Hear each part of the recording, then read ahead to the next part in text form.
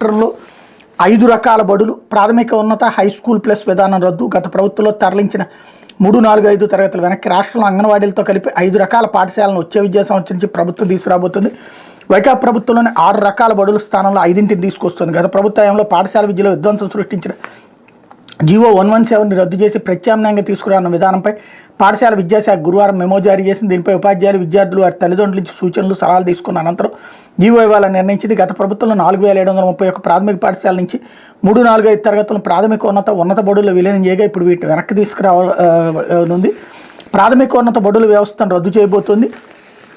విద్యార్థులకు సంబంధించి సంఖ్య ఆధారంగా ఈ బడులను ఉన్నతీకరించడం లేదా ప్రాథమిక బడులుగా మార్చడం చేస్తుంది. ఇంటర్మీడియట్లో ఏర్పాటు చేసిన హై స్కూల్ ప్లస్ వ్యవస్థను తీసేయబోతోంది. వీటిల్లోని ఇంటర్మీడియట్ విద్యాశాఖకు అప్పగించబోతోంది. గతేడాది డిసెంబర్ 31 వరకు ఉన్న విద్యార్థుల సంఖ్య ఆధారంగా నిర్ణయం తీసుకున్నది. జాతీయ రహదారులు, రైల్వే లైన్లు, వంతెనలు, పాఠశాల దూరాన్ని ప్రామాణికంగా తీసుకుని 5 రకాల విధానాన్ని అమలు చేయనుంది. విధానాలపై అవగాహన కల్పించేందుకు సమావేశాల నిర్వహణ క్లస్టర్ మండల స్థాయిలో ప్రత్యేకంగా కమిటీలను ఏర్పాటు చేసింది. రాష్ట్రంలో ప్రతి గ్రామ పంచాయతీ, వార్డు, డివిజన్కు ఆదర్శ ప్రాథమిక పాఠశాలను ఏర్పాటు చేయబోతుంది. ఇక్కడ 1 నుంచి 5 తరగతులకు 5 టీచర్లు కేటాయిస్తుంది.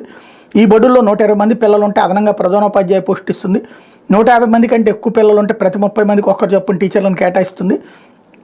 ఆదర్శ పాఠశాలను గుర్తించేందుకు మండల క్లస్టర్ పాయింట్లో మండల విద్యాధికారి, క్లస్టర్ ప్రధానోపాధ్యాయులు, కన్వీనర్లుగా కమిటీలను ప్రభుత్వం ఏర్పాటు చేసింది. ఒక పంచాయతీ, వార్డు, డివిజన్లో ఎక్కువ ప్రాథమిక పాఠశాలలు ఉంటే వీటికి మధ్యలో ఉండే బడిని పాఠశాల యాజమాన్య కమిటీ సూచన మేరకు ఆదర్శ పాఠశాలగా మార్పు చేయబోతుంది. ఆయా బడుల్లోని 3, 4, 5 తరగతులు ఆదర్శ పాఠశాలకు తరలించబోతుంది.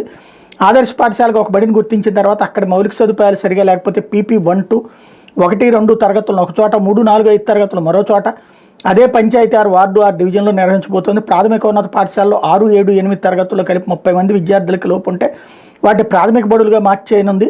వీటిల్లోని 6, 7, 8 తరగతులను సమీపంలోని ఉన్నత పాఠశాలలో విలీనం చేయనుంది. అదే 60 మంది కంటే ఎక్కువ ఉంటే వీటిని ఉన్నత పాఠశాలగా మార్పు చేయనుంది. ఒకవేళ 31 నుంచి 59 మంది పిల్లలు ఉంటే పరిస్థితులకు అనుగుణంగా నిర్ణయం తీసుకుంటుంది. ఇదివరకు జగన్ ఒక సంస్కరణ తీసుకొచ్చాడు, ఇప్పుడు దాంట్లో ఇంకో సంస్కరణ తెస్తున్నాడు. ఇందులో అద్భుతమైన మార్పు ఏంటి అంటే ప్రభుత్వం మారడం, అంతకు మించి మరేం లేదు. ఇదే జగన్ చేస్తుంటే తప్పు అన్నారు, ఇప్పుడు వీళ్ళు ఇంకొక రూట్లో తీసుకొస్తే రైట్ అంటారు. అంతకు మించి మనకి నచ్చినోడు చేసిన ఏ పనైనా అద్భుతం, మనకు నచ్చని వాడు ఉంటే ఏం చేసినా దుర్మార్గం అనేటటువంటి కోణంలోంచినే ఇదంతా నడుస్తూ వస్తుంది.